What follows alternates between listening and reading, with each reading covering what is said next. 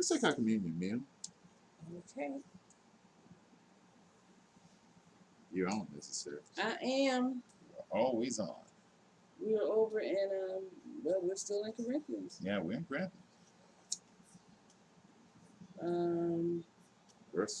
What verse are you in? 11:23. 11:23. Yeah, I always have to indicate where we are in these passages because new people come on this broadcast every week, and so we are graced to have your presence with us to participate in the communion meal, or the Eucharist, as some people call it, because our union with Christ, our oneness with Christ, our fellowship and communion with Christ centers around the blood and body of the Lord Jesus Christ, whereby we can participate in kingdom life. Remember, the new covenant of God is ratified in the body and blood of Christ. Since he ever lives to make intercession for us, it forms that anchor over our souls. That anchor is sufficient for us to say, our salvation and deliverance from judgment is guaranteed in the body and blood of the Lord. Okay, Mrs. Stokes. Right. 1 Corinthians 11:23. Again, this is our memorial dinner, our memorial supper, to remind us that we are one with him and he is one with us. Start at verse 23. Okay. For I received from the Lord, and Amplified, for I received from the Lord himself that instruction which I passed on to you, that the Lord Jesus, on the night in which he was betrayed, took bread. And when he had given thanks, he broke it and said, "This represents my body, which is offered as a sacrifice for you. Do this in affectionate remembrance of me." The bread represents the body, Jesus' body, which we are. We are the body of Christ.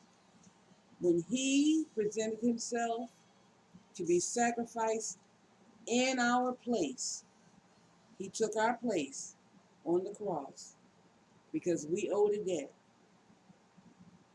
that needed to be paid, and we couldn't pay it.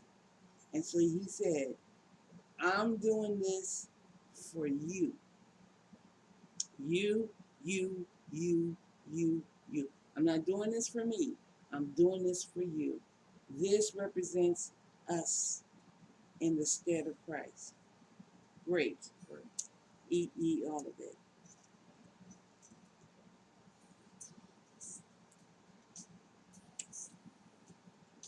Lord, we thank you. We thank you for the substitution of your death for ours,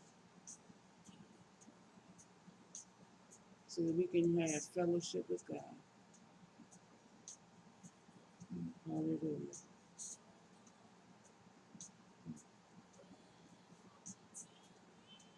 In the same way, after supper, he took the cup, saying,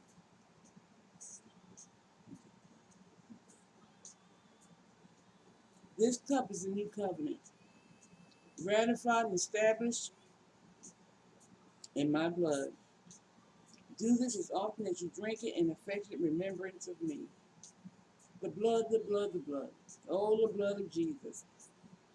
This blood was able to cleanse us, to wash us, to purify us, to give us right standing in God's presence, because it was the blood of a sinless lamb. A sinless lamb, without spot or blemish. That's who Jesus is. He is the sinless Lamb of God who took our place, and his blood presented to the Father says, it's been paid. The price has been paid. These people are healed, cleansed, whole, because this blood represents my sacrifice. The new covenant. No more bulls and lambs and goats and pigeons. The blood of Jesus is enough. Take, drink ye all of it.